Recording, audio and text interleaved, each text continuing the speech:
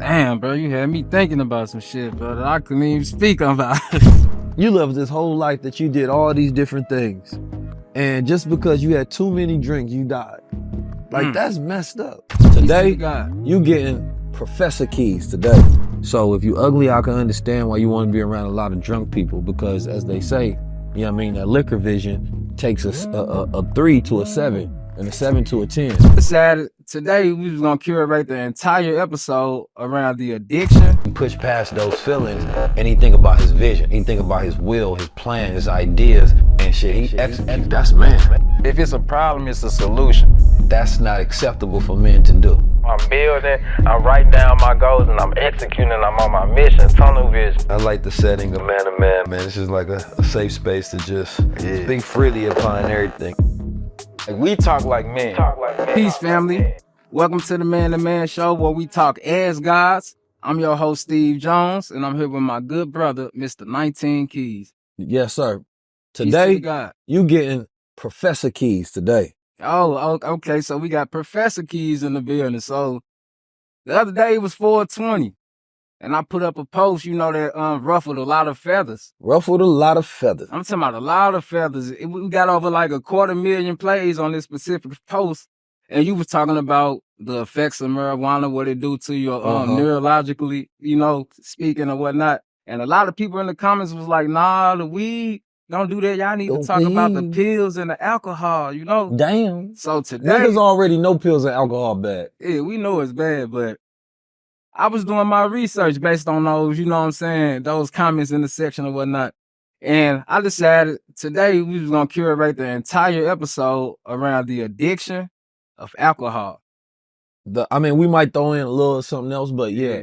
Cause I might say something about some of the weed. Just cause I be wanting to smoke. Man, look, they say people who don't smoke weed always got so much to say about. First of all, only somebody who smoke weed would say something that's stupid. Yeah.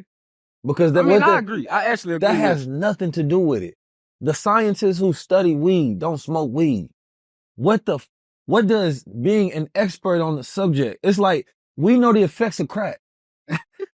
I don't have to smoke crack in order to know the effects. Fact. There is no other drug. I know the effects of alcohol. I don't have to drink to know the effects. Whether it's pills, whether it's lean, it really don't matter what you're talking about.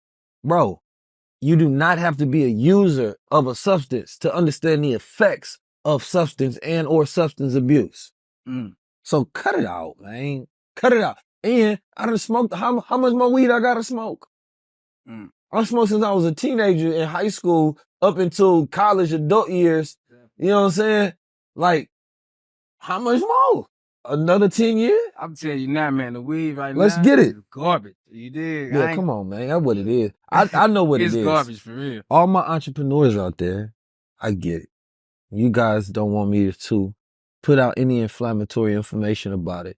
But when y'all start talking about I'm getting paid to do it and stuff, like, now you just sound like somebody who smoked too much in the conspiracy head, and you get caught up in your personal defenses and emotions, and you don't know how to regulate that because your executive mind is now functioning at a high level because you ain't been sober enough to learn how to think for yourself.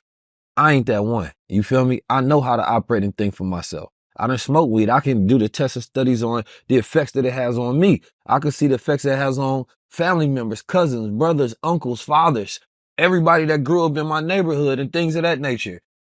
Everybody's in a test subject for all of this stuff, from the food to the air to the liquor, right? To the chemtrails that's constantly coming down, to all these different things. Why do you think that the government stopped, right? Infiltrating and putting substances inside of things that we intake on a daily basis when it comes to weed? Tell me, why is that off limits? Out of everything else that we talk about in the world that we feel like they poison and make toxic, make synthetic, artificial, right, chemicalized versions of, why do we think weed is the only one that gets a substitute, especially after it becomes legal and the government is getting paid money from it?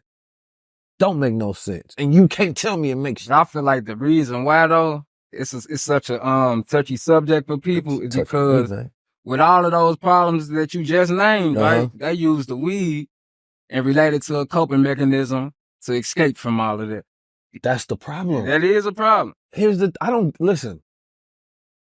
All right, so let's do it from two ways. If I'm a tough love type of person. I'm not a weak love type of person. So I get why you probably don't have somebody like me in your life, that you're trying to cope, but no doctor in the world, you know what I mean, that cares about you and loves you, that's holistic, will ever recommend coping mechanisms versus actually dealing with the problem and the root of it, right? Maybe a psychiatrist that want to keep you high and coming back consistently, and that's their goal. They're drug dealers and they go dope you up consistently. Well, you talking about somebody that I want you to imagine this. Imagine like you going to somebody that you really think care about you, really want to help you get through these problems. This is your therapy, right? I ain't talking about the world. I'm talking about somebody you imagine. Do you think they gonna be like, all right, here's what I recommend. You know what I'm saying? I need you to drink more. I need you to smoke more so you can numb your problems instead of dealing with them. Or would they actually start to do studies on you to figure out where's the root of it? Would they go through therapy to figure out where's the root of it? When we talk about alcohol, Dr. Amen, he is one that does brain studies, right? When you talk about mental illness, everybody telling they got mental illnesses. We don't study the brain to really understand. So he does it from a neurological factor to say, okay, how about we take you through a brain scan? I talked about this on my tour with Billy Carson. He said he went and did the brain scans himself because he had trauma, and he found where there was inflammation or indention on his brain, and they had to take him through brain therapy, right? What goes to your environment, the food you eat, different things, right? So it was specific, and he was able to then go take a brain scan afterwards, and the trauma was no longer there.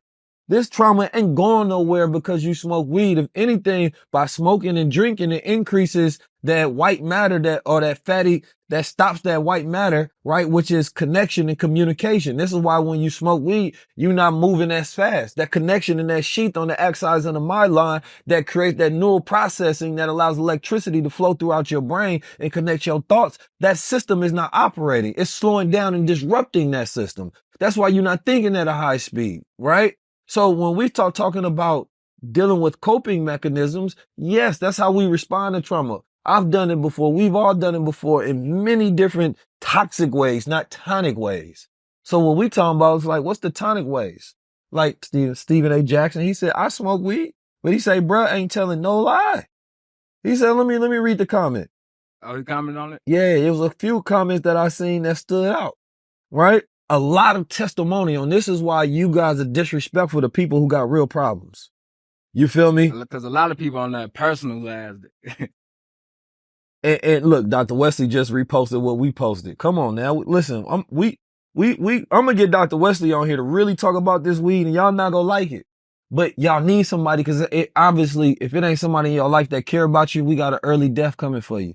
You feel me? And not just because I'm saying like you smoke weed and you get early. I'm talking about because you're not dealing with the problems that's going to put you in an early grave, right? Because you're numbing the problems. No, you have to deal with the symptoms. The symptom is letting you know there's a root cause, right? So if you're not dealing with the root cause and the system is the alarm that's going off, right? Now your body is constantly being poisoned and you dying slowly because you keep trying to suppress the symptoms of the root cause versus deal with the root cause.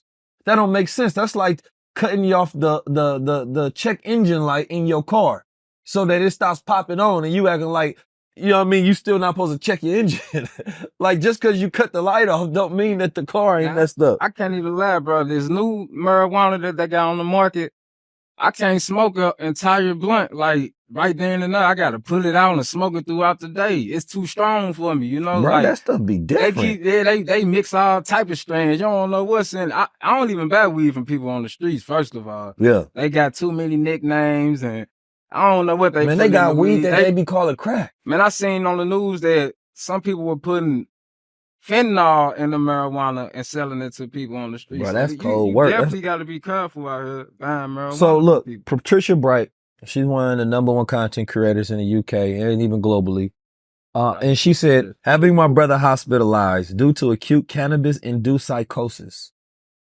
Remember that y'all can study this. We are in the age of ChatGPT, Perplexity AI, right? Claude, Gemini, whatever you want to go do, Google, YouTube, University. There's so many sources right now. Ignorance is a choice. Ignorance it requires a whole operation to stay ignorant at this point. So you don't have to say, bro, you misinformed. You can go inform yourself, come back, but not do it in no matter to where you're searching for your bias so you never learn. Let's get back to it. She say, having my brother hospitalized due to acute cannabis-induced psychosis that progressed into full-blown schizophrenia. And then watching the same thing happen to 4 close males in my life, one ending with unaliving themselves. I knew weed of today is not the weed of the past and isn't for everyone.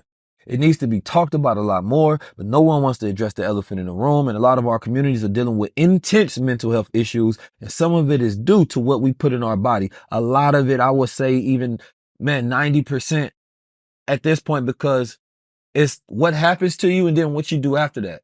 That makes it worse and worse and worse. So here's what Stack 5 said. He's not saying nothing wrong. Just do what works for you. I smoke.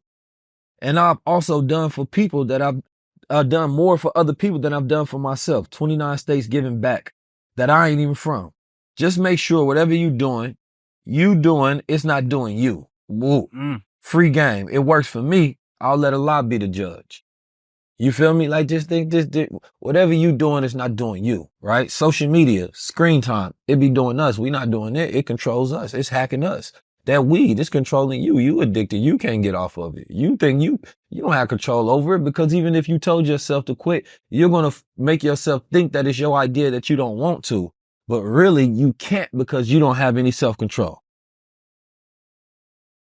Now, there's a lot of people that are mad, right? Some people say, can't call it marijuana. That's what they call it legally, right? You got to call it cannabis because it connects to the cannabinoid system within our bodies. Fine, but you completely just missed the point that I'm making, right? Everybody missed the point trying to make a point. Problem is, right, even though it was 420, people act like every day is 420. Right. That's the problem. You know, ain't nobody, like you said, nobody managing themselves or whatnot. Me personally, I can't sit up and I choose not to smoke during the daytime because we be on the road a lot. A lot of people run up, want to take pictures and all that. And I got to be aware of our surroundings. You know, we move real militant, so I got to be aware. I smoke only when I'm in the crib at nighttime. That's when I really smoke. That's about it. But out in the public, I can't be out here. And shout out to everybody that got integrity, because a lot of the smokers in there agreeing with me. I respect that. I agree with you. Yeah. I just ain't smoke that day. And you be getting crackhead high. You know, he agrees. So shoot, like, how y'all mad? Like my partner right here, this is my best friend. He smoke weed. Like, you feel me? And he be high. Like, but I'm real respectful though, like around people who don't smoke. I don't smoke around people who don't smoke. For real. Like, you know that, like I catch my cut. Yeah, I like I said, like I don't be in people's face every day. Why you smoking? That ain't me. I ain't Smokey the Bear. Like, dang, we ain't on no type of campaigns. But I just really, and we got to get into alcohol, but I really love my people. And I hate to see so many people that I know personally, right, that deal with drug problems. And we don't talk about it nowhere near enough, but also the root of those problems, of course, is the trauma, which we're going to get into on a whole nother episode. And I think we got to use man-to-man platform to speak to each other. Man-to-man, like this is true man-to-man. We talking about things we don't want to talk about, right? And a lot of people, because I know you cannabis entrepreneurs out there, you don't want me to talk about this. You want to make it seem like it's going to save our community, and it's not. I'm just being honest, right? Maybe if you focused on the CBD, but the psychoactive effects of having niggas high in the street every day is not going to save our community, right? And the money that we getting from it, I don't see it being restorative and transforming our community, because niggas is making tens of millions to billions of dollars. And how much of that has went to where we can go look at a neighborhood that was built off of it and say, man, look, this is what marijuana money has done. This is what weed money has done. Right? So whether we get money from weed, whether we get it from entertainment, right? Whether we get it from selling liquor, none of that is going back to restoring communities. And we know that all of them is part of destroying the communities. We know that there's not restorative justice. Somebody said on my page, man, people ain't getting high and killing nobody. Is you lost your mind? I mean, I grew up in St. Louis and Oakland. That's all I seen. Niggas was get high and we go do dumb shit. That was the regimen. That was the routine. It was literally get high, go do dumb shit, or go do dumb shit so we can go get high. Like, what we talking about? You act like you can't fake it with somebody like me because I done been there, done that, and probably did 1,000 more than you. You probably a square in comparison to my resume. So we can't even compare them type of activities. Steve know what it is. Steve know what it is.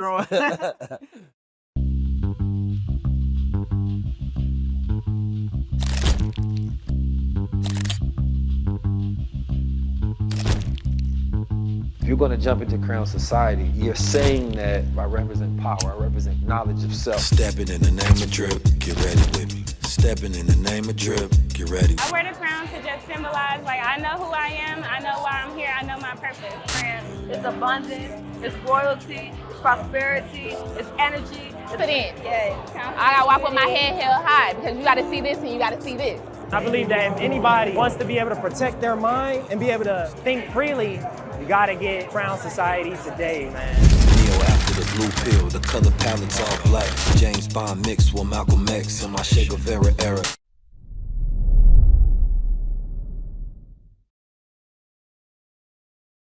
To examine the alarming trends of alcohol use.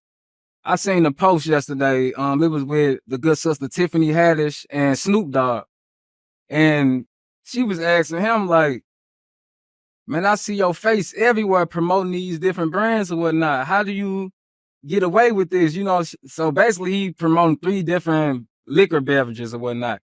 This man gets on the TV and say, "Yeah, I promote it, but I don't drink none of that shit." He say, "They pay me to promote it. They don't pay me to drink it."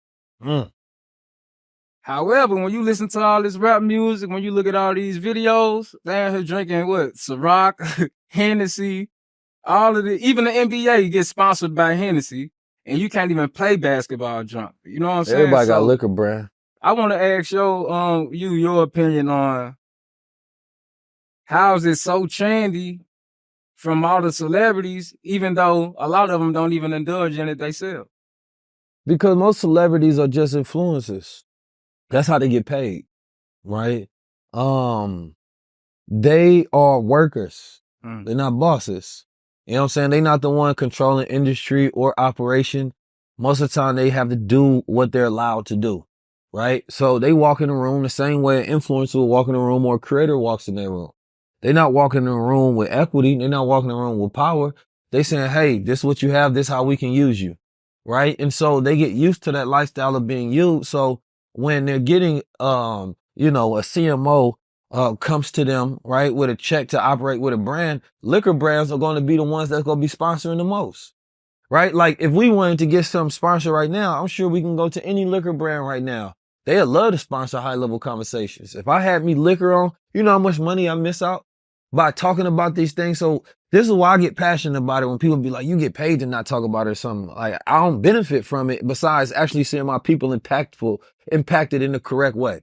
Otherwise, if I wanted to sell liquor on my show, right? We got a liquor cup right here. We got wine bottles. We got whatever. We got blunts, marijuana. It'd be easy to get, an entrepreneur, a company to sponsor us and get us actually high on High Level Conversations. Man, you see, integrity. A lot of people don't know how to understand the value of integrity because, a lot of times it's about what you turn down that people can't see, right? That's the weight and the value of your integrity, right? It's the things like I got a platform that's media that blast out to the world. We got going up to 100 million views, billions of impressions, right? Tens of millions of watch hours. That's very valuable to a brand. They spend millions of dollars to try to get that. So if I would have wanted to go to a liquor brand or a weed brand to sponsor it, right? I could have got paid millions of dollars. Now the average person would never turn that down because they don't have values in the moral system to where they won't do things that's against their moral and their value system, right? So a lot of celebrities, they're just like that as well. A lot of them, such a huge, large percentage. You're not going to turn down that money, right? But that's when it becomes a little alarming because what is the point of what is the point of using celebrities?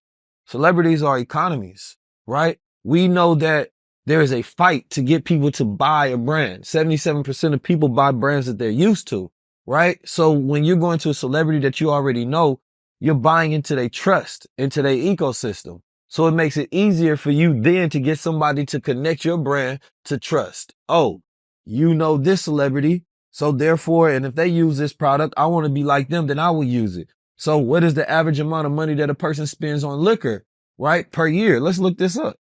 So I'm going to let you know how this actually works.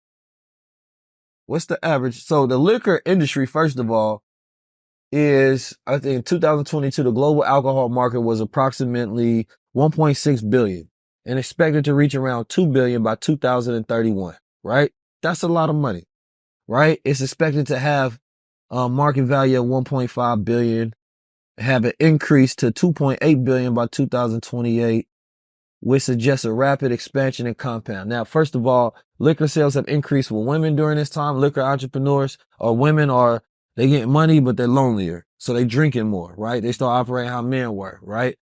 Usually during times of depressions or recessions, liquor sales go up, right? People start getting anxiety. Anytime you see us going through problems and issues in the world, we can't figure it out. You go look at the drug and liquor sales, right? And junk food. Those are going to be going higher because we do not have good coping mechanisms when it comes to stress and anxiety. We're not practicing mindfulness and breathing techniques and Ayurvedic, practices and going to yoga and being outdoors and things of that nature because we're not promoted that. So when you take and you want to know the power of a celebrity when they sell something, an influencer or a marketer, is you go study any particular market. How much does the average person spend on liquor? Yeah, I see that you just said something about sugar, but I was doing my research on this topic. They say alcohol is more addictive than sugar. Yeah, man. Like alcohol is like one thing. And here's the thing in America. Why Americans are more addicted? Like why we got such a high problem? You go to some places to where they allow children to drink. You know what I'm saying? 13, 14 years old. When I was out in Cannes, France, it was children at the bar. It was, I'm like, it was weird. I'm like, is that a table of little kids drinking? It really was. Now, hold on. You just said it was weird, right?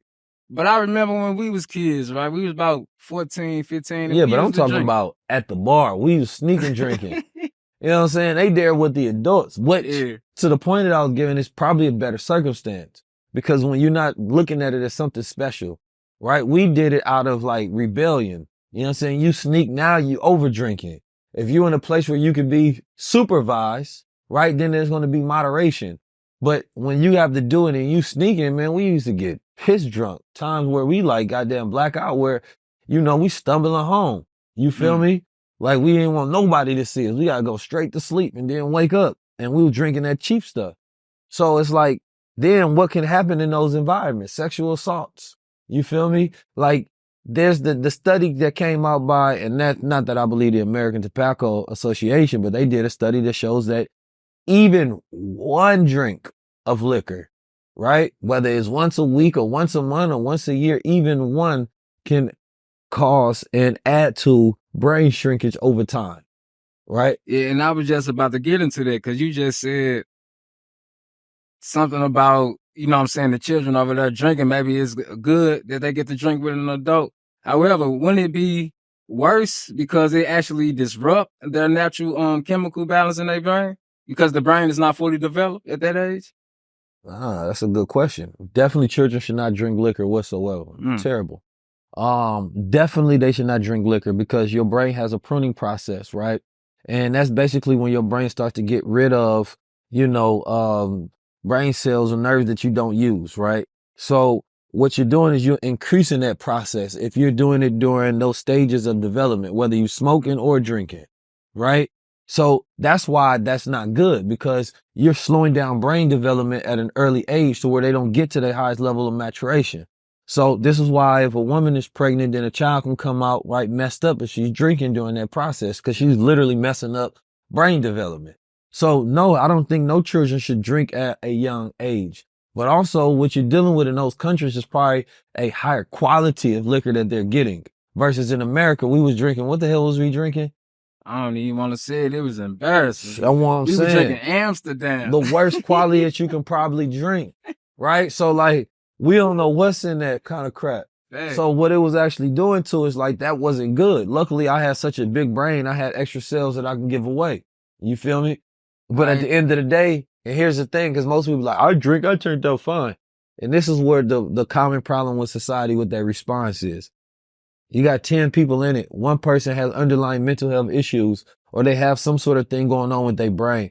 And there is no information on, like, how do you measure whether this is affecting you and having higher adverse effects versus somebody else who they might not have a problem, right? And so this is where I really get to the point of bringing this up in the first place, right? Like, we have to be careful when we start talking about our personal experiences, because we can then be influencing somebody who their custom experience is going to be way worse, because that's not your family member. That person's DNA is different. I believe we should take tests to even see, but I think you got to kind of do, like, go to a what's it called? Neuroscientist, right? But also go to, like, a psychiatrist, or, you know, different tests that we take to see, like, what's in us. Now, speaking of the DNA or whatnot, right? The alcoholism can be passed down to the children, right? So do you believe that there is a such thing as a functioning alcoholic? No. I mean, yeah. Because I know some people, right, that get sloppy drunk. There's low but they handle functioning. their business. So there's low functioning and high functioning. Yeah. But here's the thing. You know, you can have, you can be dying and still functioning. You know, there's people who are depressed and still functioning. You know, there's people who have debilitating diseases, stage 3 cancer, they're still functioning. You feel me? But you're not high level functioning. You're nowhere near functioning at your God-given capacity and or potential, right? You know, how long are you going to function? The quality of life that you live significantly decreases. And when you're alcoholic, you're poor, regardless of how much money you have. Because that is a poor way of living. You do not have your health. You cannot be high functioning and have your brain and your physical body health. Does not work. So there is no benefit whatsoever to being an alcoholic, right? And that is and once you are an alcoholic, you're always an alcoholic. So this is why they have those step programs to be like, hey, I did my 5 years and 10 years, because you take one more sip and then you relapse. That urge is always there. Your brain chemistry changes once you become an addict. It becomes higher. That signal that gives you a reward for doing something that feels good, that becomes stressed out once you become an addict. That's why you have to drink more and more to get the same feeling, right? So once you become an addict, you then have to start doing other things to try to get that same reward and pleasure that you would receive, because you have stressed out that part of your brain. So this is why, you know, becoming an addict at anything is almost the same. But we specifically talking about alcohol. And so alcoholism rots the brain, it shrinks the brain, and it increases neurodegenerative processes within the brain. All right, so before I get to this next question, right? You know, do you know anyone, right, that experience addiction with alcohol, right? And they go to prison a lot, go back and forth to jail. They get out for drinking, disturbing the public or whatnot, or whatever. The way they act when they on this alcohol.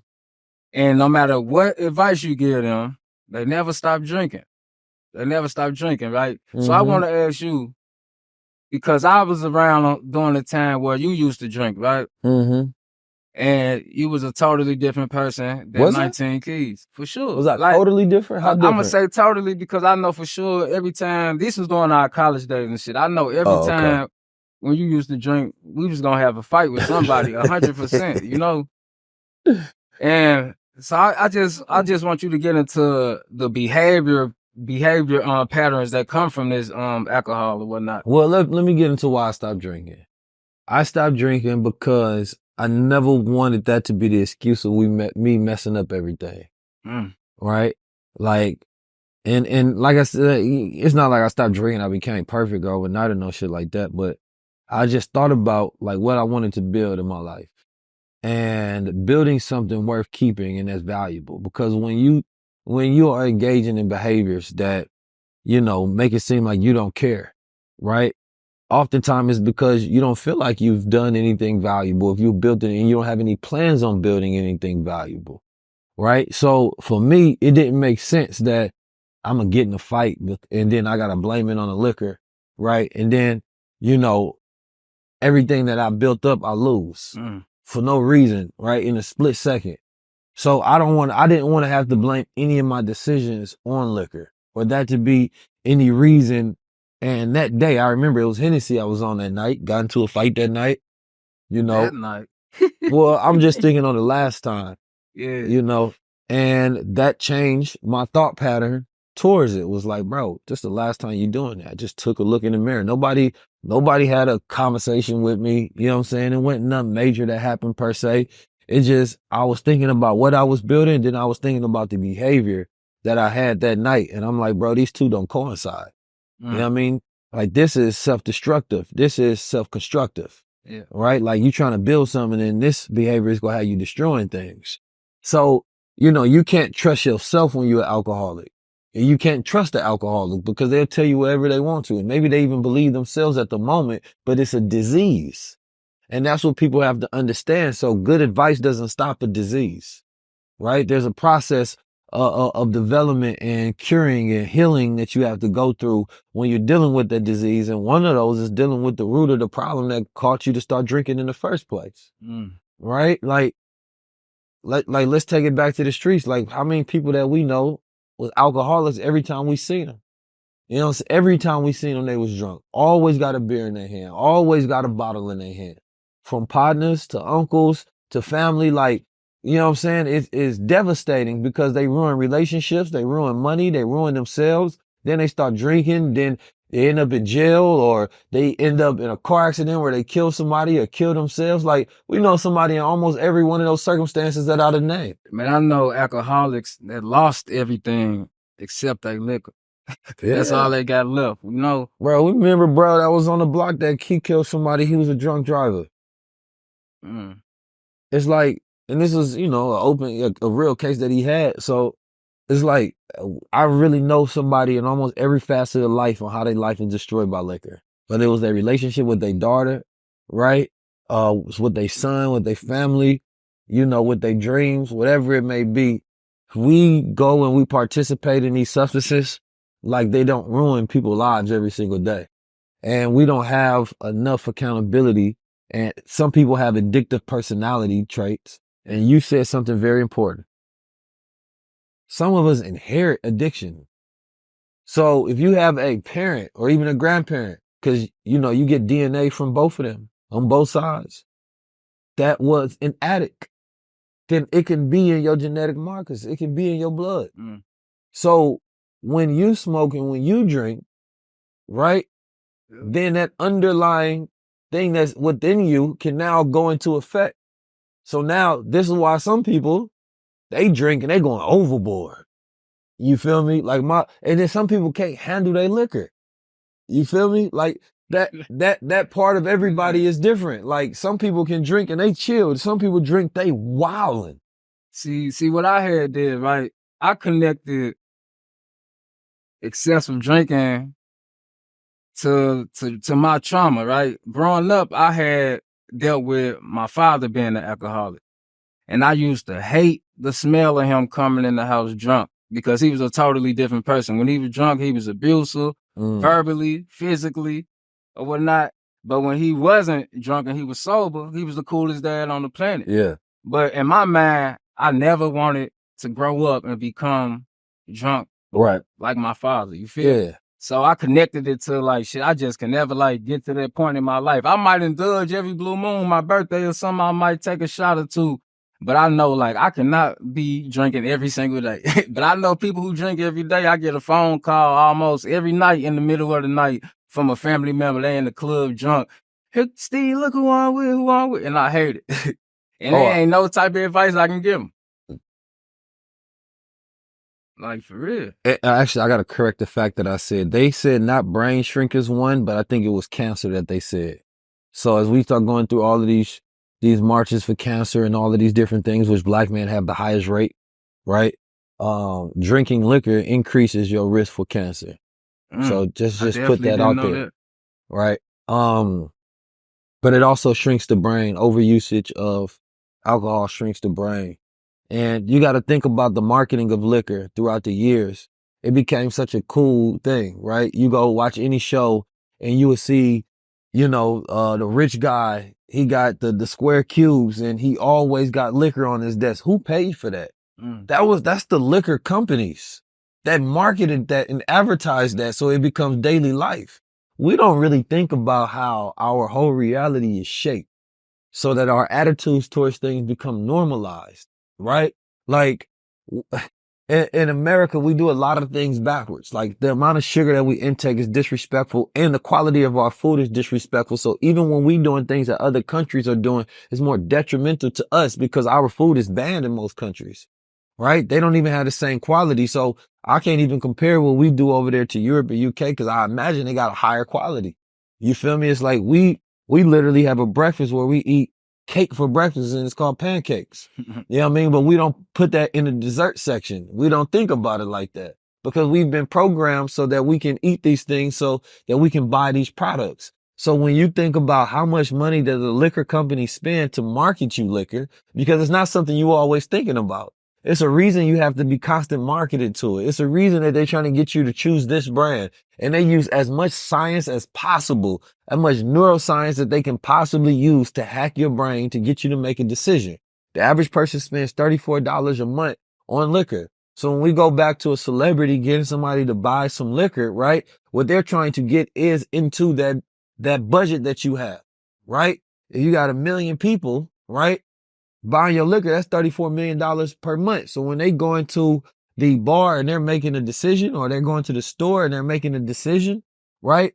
Some of the biggest celebrities right now and that got the most money is because they have liquor brands, right? So then now let's say Snoop gets 1 million people to use this liquor brand. Even if they stop using him as an influencer for that brand, if they're connected to that brand, like how long do you switch over the type of liquor that you intake, right? Most people are loyal to whatever they're doing. So let's say you get somebody on, some Casamigos or something. You feel me? 1942. Now they drinking that for the next 5 to 10 years, right? And let's say they spending $34 a month on that. How much is that lifelong customer worth? So you may influence one time, get a person on a brand, right? But that influence could be worth hundreds of millions of dollars, right? When you put that across a mass populace of people and that lifetime spend that they put on a product. So this is why brands don't mind paying you millions of dollars, because they know that they're going to get billions out of your influence over time if they keep that customer that you influence to do that habit. But you don't know if that customer that you influence, right, has a parent that's an addict, has an addictive personality, has underlying mental health issues. And of course, nobody said it was your job. I'm just saying these are the things that go into it when we influence people to do things. They're harmful, and then there are some things that are beneficial. Now, speaking of marketing and influence, right? We living in the different times now, right? So I want to ask you, what role does social media play in this alcohol addiction? I'm not sure what role social media play besides marketing, but at the end of the day, it might decrease the amount of alcohol that people intake. And how so? Because people are more addicted to their phones than they are drugs nowadays. That's the new drug. So you may see a decrease in children intaking in liquor or maybe even, other drugs, but that's only because they're addicted to their screen now, right? And screen time has an effect on the brain the same way drugs can. You feel me? So you're just trading one addiction for another, right? So I think that, when we talk about social media, you don't see too many trends where they involve drinking on social media, right? So people find ways to connect with each other by maybe doing a TikTok trend or something, right? But drinking is an interactive thing that you're going to do social in person. You feel me? So you don't see, like back in the day before there was phones, everybody's drinking at the party, playing the little ping pong thing. What's that called? Beer pong. Beer pong. You feel me? Something like that. But you don't see that on social media. You feel me? That's because at the same time, you don't want to be drunk on social media because social media is also like your resume. You feel me? So it's not beneficial for people to be drunk on social media. You know what I'm saying? So you don't see a lot of that, to be honest. But at the end of the day, you become addicted to your screen. Yeah. Right? And that screen can have the same detrimental effects on the brain, the way have developed these addictive personalities, annulling the brain and making us need higher rewards, right, to even feel. So at the end of the day, social media is dangerous as any other drug. Yeah. You just reminded me of a video I showed you a while ago about Uber's policy on serving, on Uber Eats, they policy serving people who are drunk or whatnot. It was a guy, he ordered some liquor. When the lady got there, she didn't want to give him his liquor. She said, "You already drunk, so I'm just gonna take it back to the store." He got kind of mad and snatched it out of her hand or whatnot. So Oh yeah, that was called wild. the police or whatnot. I seen that. How do you feel? Before I get into how you feel, I want to say I feel like it's safer for him to order the liquor instead of him being drunk, getting in the car himself, going to pick up his liquor. But how do you feel about that policy? The policy of It's Uber policy. Like they policy is. Well, I would say this. I mean, I think they put the policy for legal reasons, right? But as a human being, you gotta be smart in everything you do. Yeah. Policy don't matter as much as your logic, right? Your ability to be rational in the moment. You do not fight with no alcoholic and they liquor. You give them that. You know what I'm saying? Because now, what if they harm you? Because you were being aggressive with them and now they getting defensive. You don't know their personality, right? I would never get in between an alcoholic and a liquor. I've dealt with family, you get in between a liquor, man, it's a problem. Now you gotta hurt them and they gonna try to hurt you. You feel me? I'm talking about even sometimes like, right? No disrespect, my grandma used to drink. Right? Well, she was the worst person to get in between her alcohol. I don't care how many beers she had. Yeah. How much, come on, man. You put too much family business. That damn, boy. Nah, but I remember we used to talk shit to them. Like, I love my grandma, first of all. Dear Miss Margie Moore. She used to be wild. You know what I'm saying? I say my grandma was strong. So one day she was drunk and she started vacuuming. I don't know why. You know what I mean? And she was singing while she was vacuuming. And I seen her lift up the couch with one hand while she was vacuuming like this. I said, damn, I was amazed. It's the alcohol. I don't know what it was, but like she an old lady, so she just vacuuming. And she just like, damn, what's in your cup? But I've seen too many negative effects of alcohol. Like it was so many alcoholics in my family. Drug addicts in my family. Like even speaking on this, man, I get emotional speaking on this subject because, like I said, these subjects to me get close to home. You feel me? And there's so many families that's like mine that got it in their blood, that got it in, that you inherited that. And we've seen the destructive, effects of this and we ignore it and we end up being in a cycle and we do the same thing. And we go on TV and we see happy commercials about it. We see people making billions of dollars about it, right?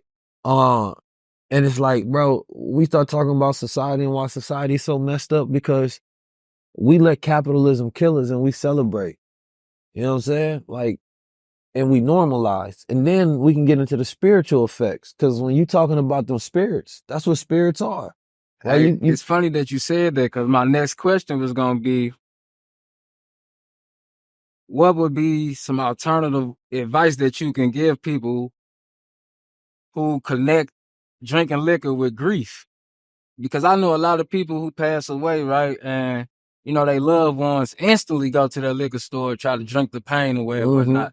What's something that they can do, a healthier coping mechanism that you would recommend? Then drinking liquor? Yeah. Exercise. Go work out. Socialize. Yeah. You know what I mean? Talk to somebody. You know what I'm saying? Even possibly CBD. You know what I mean? There's all sort of different herbs that we can intake. Some people do. I wouldn't suggest it because I haven't tried it. Ketamine. You know what I mean? Some people utilize that as therapy. Kava, right? There's a lot of different things that actually relax the body and the mind. When you actually intake it, what's it called? That's that tea, Damania. Damia, something like that. You can smoke it or drink it. You know what I'm saying? A lot of these things like really ease and relax the body. We have to stop thinking we need we need pressure to like, we be trying to get like really high. It's like, no, how about you just have something that puts you at ease? You know what I'm saying? To just put you in relax. Or like, you know, some of this shit you just got to deal with. Like life is not meant to be ran away from. It's meant to be faced. So coping mechanisms themselves are not good. You feel me? Because you start depending on them and you start running away from what's really eating at you. You feel me? When dealing with grief, gratitude of life is the most important thing. You don't know when somebody's checkout date is. So when you start thinking about how appreciative that they even lived and that they brought some joy and happiness to your life, right? Now you're doing what you're supposed to do because death is something to be celebrated like life is. Maybe the circumstances, the way things happen, it is what it is, but we don't get to control life and death. We get to enjoy it.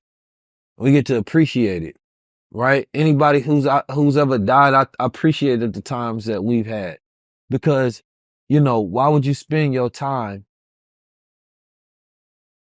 grieving a life instead of appreciating it? Because all the times that we've had together, now you using those to make you sad. You feel me? Like, don't use the life that I have. Don't use the light that I have. You feel me? To only be making you sad and now it's getting you down and now you taking away from the meaning of my life. I was supposed to die, right? Not on, you know, I ain't talking about me. You know, words are powerful. You know what I'm saying? We all gonna die one day, but death is something to be celebrated. Death is something to be embraced. Death is not something that you run away from.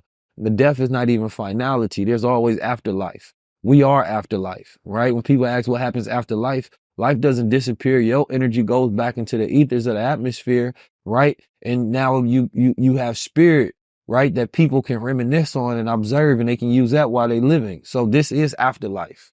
You feel me? That's the way I look at it. Yeah. And so every culture has a different way that they go about it, but I think American culture is always steeped in pain rituals and numbing rituals versus things that allow you to actually express and appreciate so that you're not holding on to, you're letting go and you're moving forward. So I think it was Dr. Nuri Muhammad that said it because he was talking about grieving his daughter that he lost. And I believe he said that joy is what did he say? Joy is the antidote to grief. Or gratitude is the antidote to grief, rather. So I think you have to be grateful and reminisce on the good memories and the times, but grief doesn't ever go away. Grief is lifelong. So the way you deal with grief is going to be stages. You understand me? And then once you understand those stages and you allow yourself to process and go through them, right? Besides being stuck in a stage of denial, now you can't move forward. Anybody I've lost, you feel me? They still with me in spirit. I think about Rufa. I think about all the times we done kicked it, we done laughed, we was wilding. I think about all the lessons I learned from his life. Yeah, see, I'm at that point now in life because I lost a lot of friends. I just lost another friend the other day, but I connected now to all of their good traits, the good memories, like you said now, because like I said, I can't be around there sad. We got shit to do at the end of the day, you know. When you lose so many people, you become numb to it. For real. I mean, I don't even know how many people I done lost. Like everybody we grew up almost down there. In some capacity, we lost like 80% of people we grew up with. Speaking of the word numb, right? Do it ever become a point where, you know, you have a loved one that's addicted to alcohol, but they in denial. So you keep trying to get them advice. Keep trying to get them advice on their journey. Get clean. Quit drinking. Quit drinking so much. Quit going to these parties. Quit going to the club. Do it ever become a point where you just stop giving them advice and just let them do them? Or do you just gotta be that, and I'm talking about close ones, like your siblings, brothers and sisters. Do you gotta continue on that journey of trying to tell them, get them advice? I mean, if that's the person you are, then I think that you can't help it but plant seeds. I think it's more so about that. So this is the way it works. Somebody in your ear, and they like, Steve, I don't know why you fucking with Keys, man. You know what I'm saying? Keys don't fuck with you like that, bro. You gotta see that. You supposed to be doing this, that, and the third. You ain't listening to that. You throwing it out, bro. Leave me alone, man. You a sucker. Get out my ear before I shoot you or something. But let's say you having a bad day. You know what I'm saying? Hey, you down and bad. You done lost some friends. Somebody done hit you with bad advice. You feel me? You ain't feeling good. That seed, that's gonna start planting. It's gonna start going in your ear. Now you hear it. You feel me? It's the same thing that happens with advice though. You give people advice, while they up, they ain't listening to you. You feel me? They ego in the air. I don't hear nothing he's saying, bro. You feel me? But then when they down bad, all of a sudden they hear you crystal clear. Damn, bro, you was right. Sometimes they use that manipulating so that they can try to get something out of you, right? Only to go do the same thing over and over and over, right? But if you let people sit with that when they at their lowest, they supposed to be. That's their lesson. The problem is sometimes we help people out their lowest and we take them out their lesson. So they never get to learn from it. I want to run that back. That was a bar right there. The problem is when we take people out of their lowest, right? And they never get to learn from it, they miss the lesson. So that's why helping people sometimes is detrimental to them because you're actually doing the opposite. So that's why it's like, no, I need you to stay there because there's a lesson that God is putting you through. And here I am taking you out the lesson. You feel me? Like, no, he trying to plant you. You feel me? He trying to let you grow roots and have an understanding, right? So now I need you to be in your darkness because that's what it is. A person be in the light and like, you got to go through darkness. You got to go through those times when you soul searching. What it is allowing you to become a new human being. That's what the womb does. You take a baby out the womb before it's time. They call that premature. We do that same thing with people that need to go through rebirth. We prematurely take them out that womb of their lessons, and now they're not developed to go deal with life, right? So they come out with all these impediments and issues. No, leave you in the darkness till you learn that. And they may hate you while going through it. You know what I'm saying? But then they gonna love you once they go through it and learn from it on the other end. Like, thank you, I ain't see it. You gotta be willing to lose people if you really love them so they can find themselves and then they can come back and appreciate you.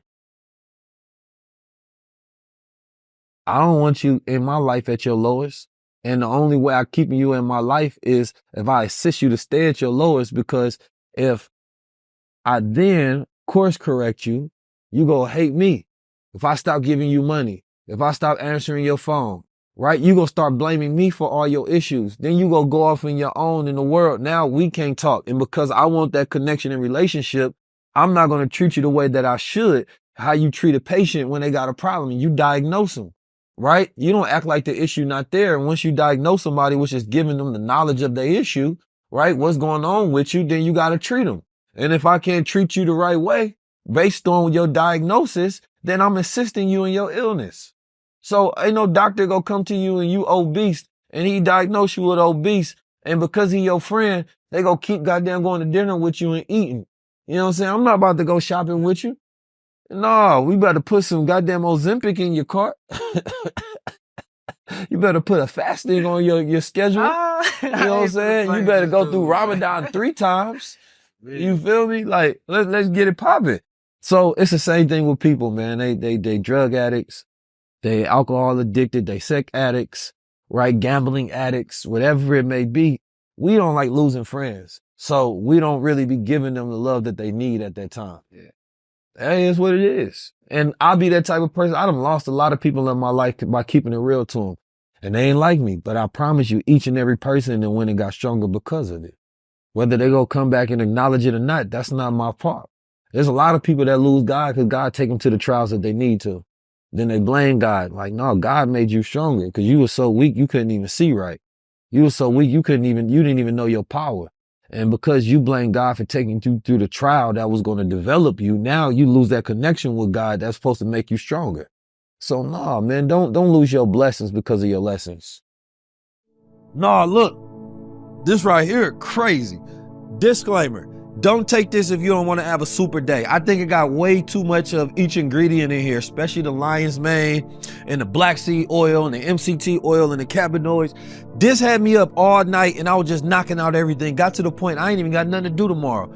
If you want to like spread out your week in a week, don't take this. If you want to knock out a week in a day, this right here have you going. This is like Viagra for the brain. You ever wake up and you got limp brain, you feel mentally dry and you don't feel inspired and you ain't got what is required for you to go climb that tower of the day and knock everything down? Don't take this, because this will have you pound for pound ready to go Mike Tyson rounds. You know what I'm talking about? This SuperMend right here is the best thing that I've ever had in my life, but I think it may be too much for the average person. Or maybe we need to put a disclaimer that this is extreme, because this right here, man, I feel like I can do anything. Literally anything. Yeah, this too much. Come on. What else we got to get done, man? Send me the whole agenda. Let's do everything today. We shooting for 24 hours today. I ain't stopping, and y'all think I'm playing. Y'all better take some as well. Matter of fact, here you go. Yeah, you take some, because I'm working. Non-stop. Ain't no cut. Let's go.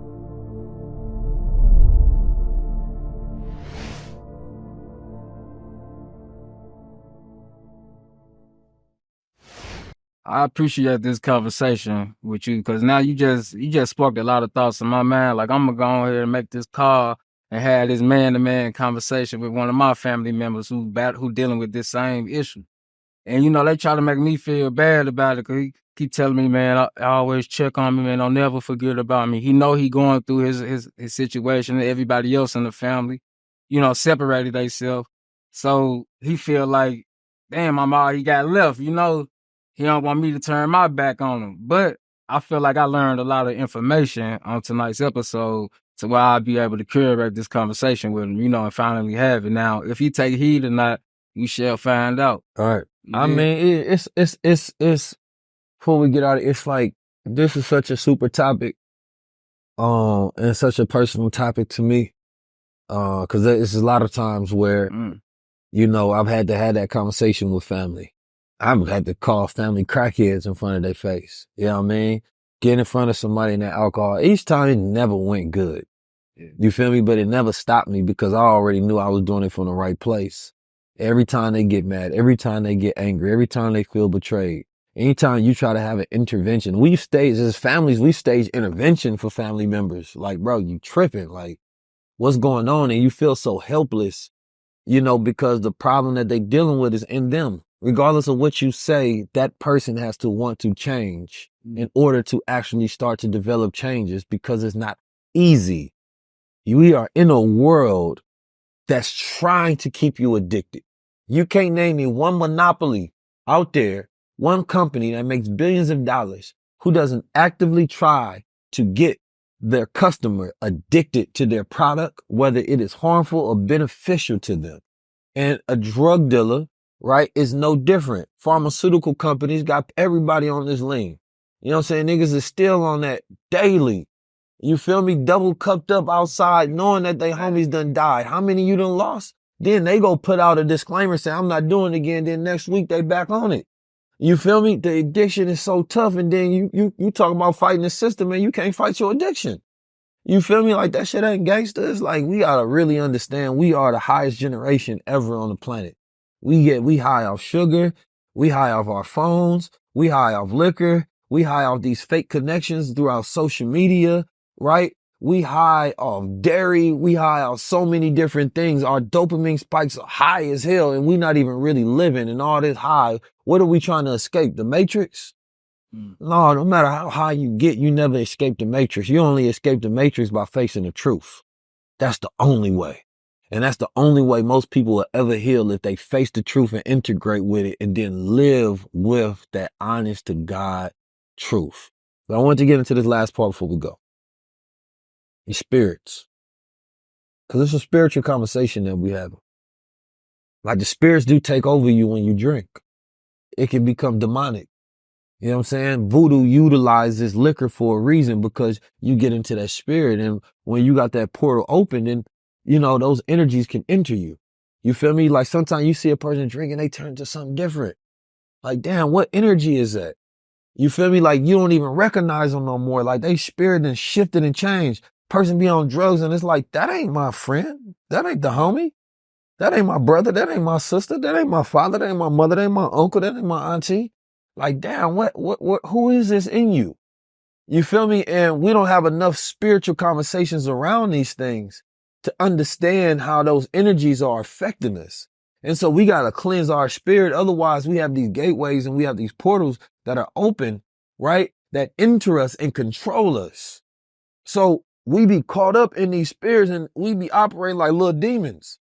You go on the block, people will tell you, I'm on demon time. Yes, you're not on God time. Because now all you can do is be controlled and ruled by lore, by shame, by guilt, by lust. You feel me? Those are the things that operate your daily. By grief. You feel me? That's you at the bottom. So now them demons got you and they're operating all your movement. Now you're somebody that can't be trusted. So when we talk about our culture, like what percentage of us are on these drugs that are caught up in these spirits that we can't even trust? You feel me? And that's not just drugs, but like we talking about greed, whether it's money. Money is a drug for a lot of people. They get a lot of it and that's the only thing they care about and it becomes their God. Anything that controls you become your God. So being able to cleanse yourself, detox yourself, you know what I'm saying? Utilize the proper herbs, drinking you some water, right? Allowing yourself to be able to ground, going through prostration, prayer, meditation, mindfulness, exercise, right? You know, remineralizing the body and putting all of those proper elements that are needed so that you can be psychologically whole, biologically whole, spiritually whole, and financially whole is something that we have to get back to. But the spirits, we not having enough conversation on how we are being controlled and we become erratic because spirit is controlling ki, ka, breath, chi. So when the moment that you get angry, you lost your spirit. You're not being controlled. You erratic. No, you have to seed yourself back into that level of control. You feel me? We have to stop numbing ourselves and we got to deal with the pain. That's the only way. I've dealt with the pain in my life. And I'm continue to go deal with the pain, and I'm not afraid to feel the pain because if I numb it, it doesn't deal with the source of the pain. Yeah. I was just trying to find this video on my phone that described exactly what you're saying. With dealing with the pain, I was with two of my cousins, and I just so happened to pull on my phone and record it. But one of my cousins, he kept saying, I am not going to stop doing drugs. But my other cousin, boom, he said, man, you got to go through it to get through it. Like, you got to stop. You got to go through those withdrawals to get through it. Fast forward to today, my cousin who said he won't quit doing drugs ended up passing away from drugs. You know, so that's just me ending the man-to-man conversation on, like, pay attention to your behavior patterns, right? Pay attention to the effects that it's all doing to you. What that say? On the Papa Legba, so on the spirits. Because you open up this conversation on liquor, and it's like, now that we do this, we got to go through all them drugs, I feel like. I mean, yeah, we got to go through it because there's so much nuance in this conversation that we can really, like, cover. You know what we should do? To be continued. Definitely a be continued. Next episode. But look, so Papa Legba, for those who know, and I just want to put this out there, so because we having a spiritual conversation, and we're going to start adding these spiritual tidbits that you can go to. And ladies, fellas, everybody got to be careful, man. When those spirits get in you, you lose control. We make so many bad decisions and we be like, that wasn't me. It wasn't. That took over your spirit. So Papa Legba is a central figure in Haitian Voodoo. He's often represented as the guardian of the spiritual crossroads, facilitating communication between humans and the divine. He's known as a wise elder demeanor and traditionally depicted with attributes of a straw hat, cane, smoking pipe. And in some practices, Papa Legba includes rum or forms of alcohol, which are common offerings in various traditions. So you go see, and then sometimes he got that spicy food. Think about our clubs. What we got? We got the liquor, right? We got the smoke. We got the chicken. Yeah. You know what I'm saying? You got the music. So what is that doing? Each one of those are putting you into a ritual, right? To where you are opening those gateways. Right now, you vibing. That's what we be calling it, right? You got that spicy chicken. That's that physical, right? Mm-hmm. You got the music that's putting you in that trance-like state. You got the alcohol, right? That's opening your spirit up. So we in these environments, especially when we go to the club. That's why I always say the club is the most dangerous place in America. You feel me? You know what I do when I go in the club? I light the sage stick. That be like everybody smoking the loud. I go in there instantly light a sage stick. So no, real life. The sage or the Palo Santo. It said the use of spirits like rum in rituals involves entities like Papa Legba, symbolizing a form of communication, a vehicle through which devotees can connect to the spiritual realm. Alcohol in many cultures is seen as a medium that can open barriers, both physical and spiritual, acting as a conduit for communication with the divine or supernatural, right? We know that we pour out liquor, you know what I'm saying? We give libations and things of that nature. Liquor is a very powerful thing, and it's not to be played with in that essence. You feel me? In a club, I just want to say that last point, like, The club is a very dangerous place. It's to me, it's the most dangerous place in America that we voluntarily go to. Yeah. You can have your greatest night or you can have your worst night ever at a club. You feel me? So it's like when you're in this ritual enhanced and trance state environment, right? You got your spicy foods. All of this is invigorating the spirit. You got your blasting music. You know what I'm saying? All of this is hitting all of the different frequencies of your body, right? The only other thing that does that is sex that hit all 5 senses. So what it's trying to do is it's stimulating your spirit, your mind, your body, your spirit, right? So now you're not in control, right? So this is why we go to the club and we used to be playing big fuck the club. You feel me? In the 90s crunk music, it took control of us, right? You get to a point where you drink so much liquor, it cuts off the electrical communication between the nerves ending of those cells. Now, this is why you don't remember, because that liquor has flooded your blood to where it cuts off that electrical flow. Not only that, when you drink so much, it cuts off your immune system, right? So now when you in the club, anything can happen to you, right? And you are in a sweaty environment, right? You in an environment, you don't know what people got going on. So now you wake up the next morning and you sick and you don't remember what happened. Like, people die, all sort of different things. So it's like, people be like, Key, you raining on the party, man. I don't care. I just, if it ain't dangerous, then you should be fine. But if it is, we got to start acting security minded, as I was always taught. Women, it's a significant dangerous when you go to the club, especially alone, not with a friend, no buddy system, being out too late at night. Right? There's no, like, let me be out like 2, 3 o'clock at night, like America ain't safe. And then you want to talk about, tell your child how to act, bro. We live in America. We live in America. It's not about to happen overnight. So at the end of the day, protect yourself, ladies, at all times of night. You feel me?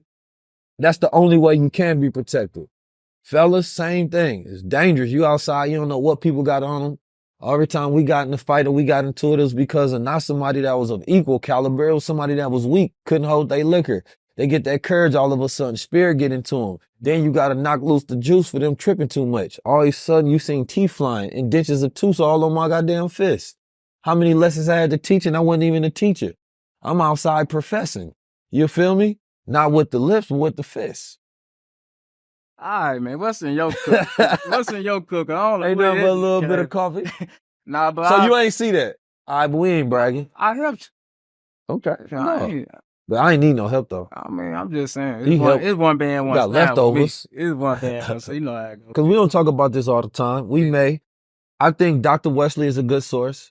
Dr. Amen is a good source. I even got some information from Huberman Labs that's a good source.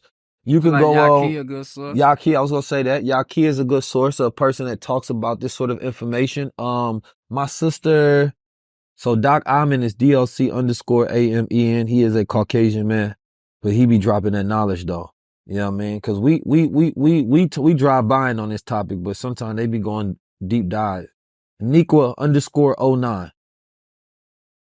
So Shaniqua Samuels _09. You sometimes see her with the crown on and everything of that nature. You feel me? So she gonna be a good person that can give you a breakdown on some of these things. There's, I'm sure, a lot more people. Of course, you all know where to go get resources as far as doing your studying. If you are somebody that is an alcoholic, an addiction, there are hotlines out there that you can utilize. You feel me? There are groups that they have, nonprofits that you can join. Right? If this is the day that you want to start your sobriety, first of all, I just respect the choice that you're making. You know, if you're somebody that's going through it and you're trying to get over it, just know that there's people that's going through the same. We say, and we had this conversation with Extreme amount of love. You feel me? I think that somebody's going to be listening to this and this is your sign to correct yourself. Get your health together. If it's not for you, it's for your children, it's for your family. Your life is not just your own. That early death affects a lot of people.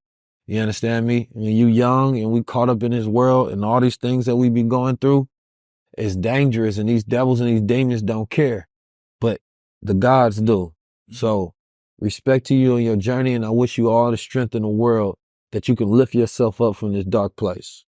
Damn, bro, you had me thinking about some shit, bro, that I couldn't even speak about. Well, there's a lot of stuff. We reminded me of some definitely go do a part 2 on this one. Yeah. There's a lot of Just stuff I even can go over. even like you said, like the way you react when you on alcohol. Bro, bad. Bro, we had some crazy night. Terrible You with wasn't really, controlling you this wasn't liquor. that bad. Like, you know, our shit was just Yeah, you made it fights. seem like I was wilding. That's just the, you know what I'm saying? You know, enhance the conversation. No, you made it seem like I was a deep alcoholic. You didn't you, though? to be tripping. But I was never like, I would never Bruh, get pissy drunk, though. 100%. Like, if bro drinking 100%, he putting his hands on somebody. All right, let me ask you this. Did I start it? It don't matter who started. I mean, you might have started. No, this what it be. No, listen. But did you ever see me start it, though? Listen, this how it start. When Key's drunk, he don't play. So somebody might say something to him, and the way he respond, gonna throw them off. It can be some little shit. It'll throw them off to now they offended. And then now I gotta try to be the mediator. Like, look, bro, go on chill. He drunk. Please don't say nothing to him, cause I already know bro gonna whoop his ass out the gate, and then I know I'm gonna help out the gate, you know. But I'm gonna try to let you walk away from this, cause you don't know Baby D like I know Baby D, basically, you know. Only time I can say that when I was on them black SuperMens. Them black SuperMens is like a blend of like Cavassier, cognac, Hennessy. Like, it's just like this list of like 5 different things in one. And I ain't gonna lie, it felt so good. I was on that black suit. It really feel like you flying. You know what I mean? I'm talking to, I don't care who girl it is. I'm on her. She's mine that night. Man, even with like just socializing with your friends. I remember when I had first. Man, we used to whoop too much ass. I had moved to Oakland, so and glad as soon as I got there, I went straight to the liquor store, got a bottle of Hennessy. You remember that? Like, for real. Good times. Man, like the amount of lives that get lost for insignificance of just drinking too much. You lived this whole life that you did all these different things. And just because you had too many drinks, you died. Like, that's messed up. And a liquor company don't care. They ain't even trying to take no responsibility, even though that they know they have a product that does that. And like, the thing about it is that, yeah, people have been drinking almost forever. Right? Not the same amount. People could only drink at one point in time, only stuff that was in their region. Yeah. You feel me? Now we get imported liquors from all over the world. But here's the thing though. We didn't always have cars that can go 90 miles per hour. You know what I'm saying? We didn't always have all these mechanisms that can lead us to self-destruction from these liquor. You feel me? Like, it was a time when people drank and then they had to go walk home each and every time and they couldn't get ran over or hit. Man, one of my family members just got sentenced, I want to say Friday, or, you know, last year he was drinking, driving, speeding. He hit some girl or whatnot, and she lost both of her legs. She didn't pass away, but he took it to trial, and they just got him 19 years just from drinking. Each year, drunk driving leads to a significant number of fatalities. In the United States alone, drunk driving crashes results from 13,524 deaths. That was in 2022. It accounts for around 32% of all traffic-related fatalities in the country. God damn. You know what I mean? It generally claims to say globally, while there's not a comprehensive study for all of it, right? But for the statistics that they do have annually, 1.3 million lives lost. And that's only in America. That's globally. Oh, globally? 1.3 million lives lost. Just from, like, so this brings the case on why they're going to have these AI cars.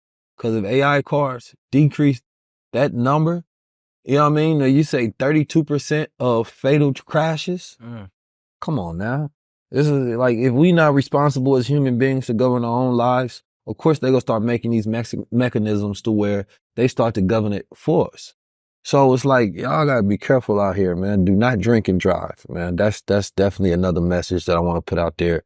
And last but not least, so these are some of the negative effects that come from a study that was done on the detrimental effects of alcohol on the brain. Number 1, brain shrinkage. Studies have shown that even a moderate drinking can lead to a reduction in total brain volume, particularly in early middle age. Heavy drinking exacerbates this effect, causing it to significantly brain shrinkage rather.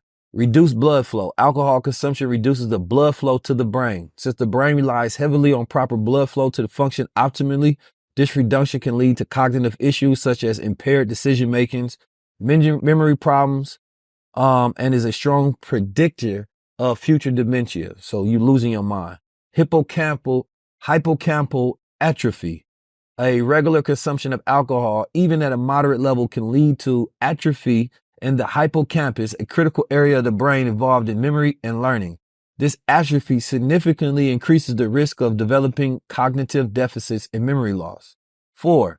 Inhibition of new brain cells. Alcohol has been shown to reduce the production of new brain cells, particularly in hippocampus, which only affects memory and learning, right? So it becomes harder for you to learn in that plasticity of the brain, right? Is not so, elastic to where the brain can learn new things.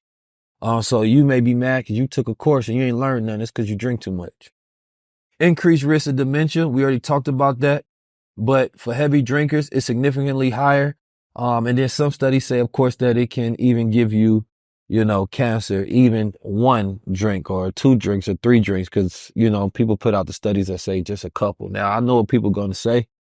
It's my life. You're going to live it. Yes. You only get 1 life. You better make the most out of it. Only positive effect that it has, that some people attribute, that if you ugly and you're around drunk people, they can't notice as much.